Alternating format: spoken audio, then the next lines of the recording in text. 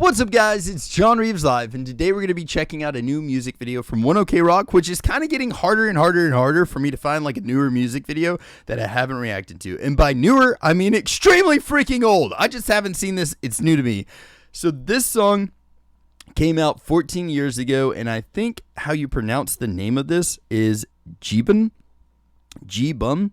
I'm not sure. I'm not 1,000% positive on how to pronounce this one, but this actually comes to us from the Niche Syndrome album, and I'm going to be doing the exact same time that this drops on our YouTube channel. I'm going to be dropping a full album reaction on our Patreon, and then also this month on our Patreon, we're going to be doing a concert reaction to That's My Budokan.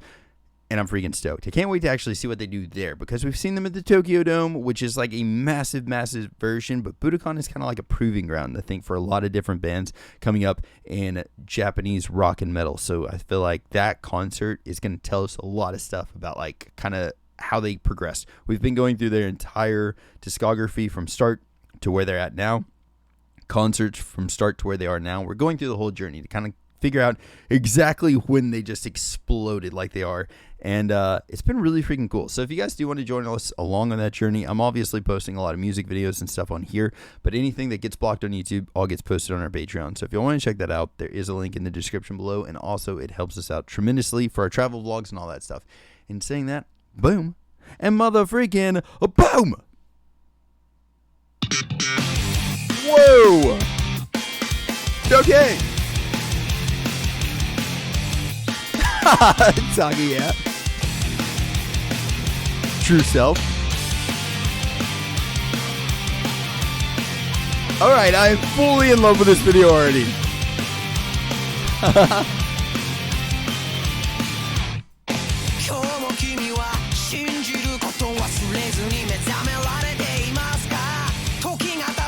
Okay.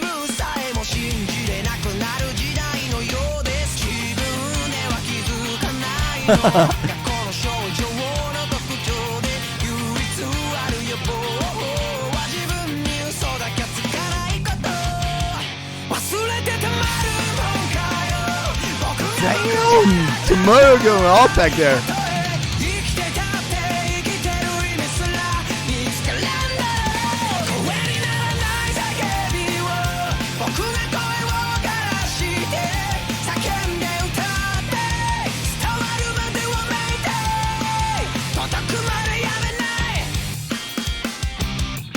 Good God. Listen, I just have to say, the way that guy's giving shots is my freaking nightmare, man. Okay, he's just, I am terrified of needles already anyways. And, if I saw that and I was in a line, I'd be like throwing up, having panic attacks. I'd be like, no, there's no way.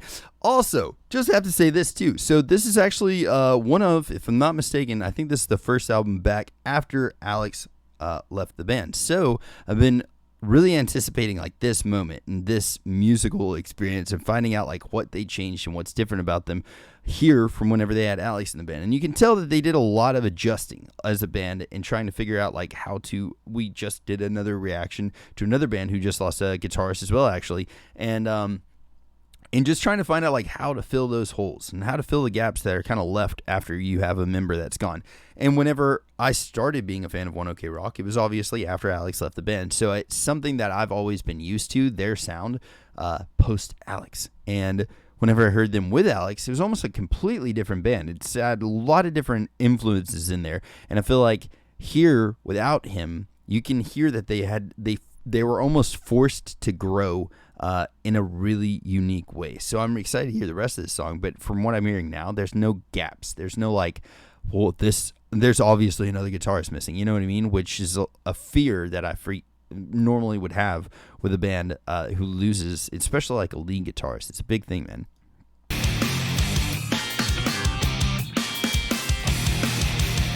Still so cool though, man.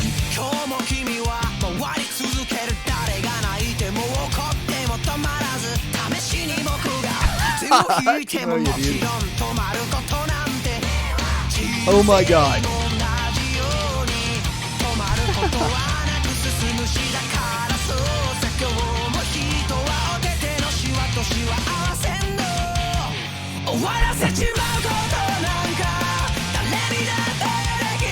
Ryota's going off on his bass. Good God, man.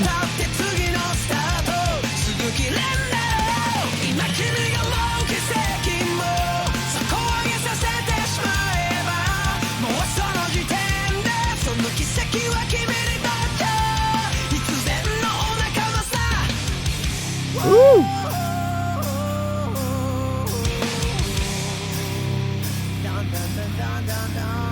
Oh yes, dude.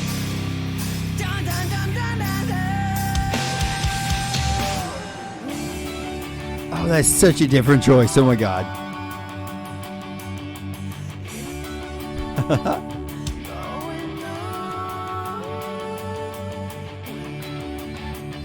This video is wild and I love it.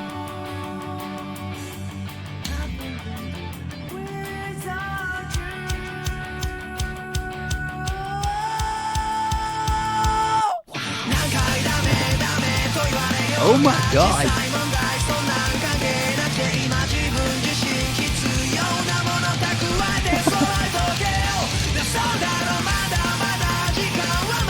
The kids are just smiling still.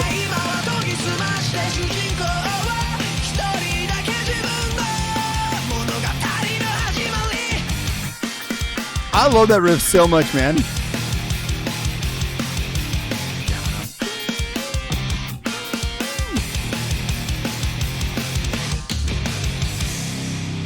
Dude, that was awesome.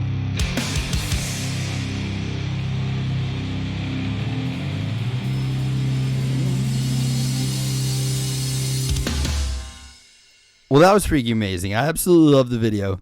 And then also, too, I just wanted to point out a couple of things in this video. So first, let's just make sure. Okay. Do y'all remember whenever, like, maybe this is just me being, like, an old geezer who listens to music a lot, and I have been, like, obsessed with music since I was a little tiny baby child, but I'm trying to find a picture of Tomoya's drums, like his cymbals. Well, either way, I guess right here you can tell. But, like, his cymbals kind of coming up like this, that is such, like, an early 2000s thing. There was so many metal bands, and I'm, like, thinking in particular, like, Between the Buried and Me, there's this guy named Blake Richardson, who's a freaking masterful drummer. But, they always had, like, their cymbals, like their crash, where they would have, like, they would either have crashes or they would have, like, freaking splash cymbals or something like that. Like, I'm trying to think what that's called.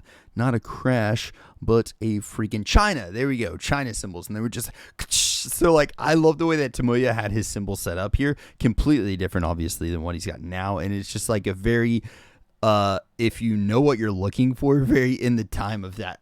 Like, I guess when this would have came out, which was early 2000s. So I freaking love that. So either way, very interesting, very cool. And the video itself is pretty wild. And if you look at, like, these cartoon characters, if you look at, like, their eyes, the way that, like, their eyes are kind of like this, Taka does that a lot whenever he's singing. He has, like, he's known for kind of having very expressive eyes and stuff. So I'm wondering if maybe he wrote that in here, or if he's always had this in mind, like his true self takes over maybe whenever he's playing live or something along those lines, because he does have those, like, facial expressions a ton whenever he's singing, you know, like, can't see or really hear really well, but he does that a lot with his eyes visually whenever he's singing, and I love that. So maybe that's something, I don't know if he either wrote that in there or if, like, it's something afterwards, but I love that.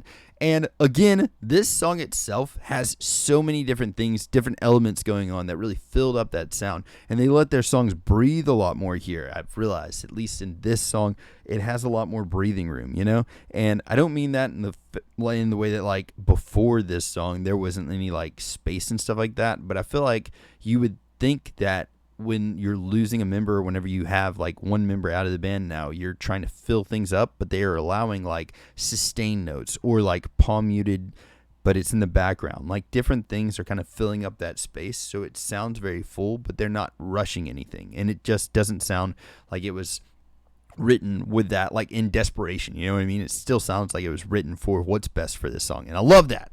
Either way, guys, again, we're going to be doing a full album reaction to this entire album, and that will be up at the exact same time that we drop this on YouTube. So if you guys want to check that out, there's a link in our to our Patreon in the description below. And, yeah, spread some positivity out there. Be kind to each other. And if anybody needs anything at all of my socials are at JohnReavesLive. Send me a message, and I'll catch y'all then. Friggin' toodles! Bye!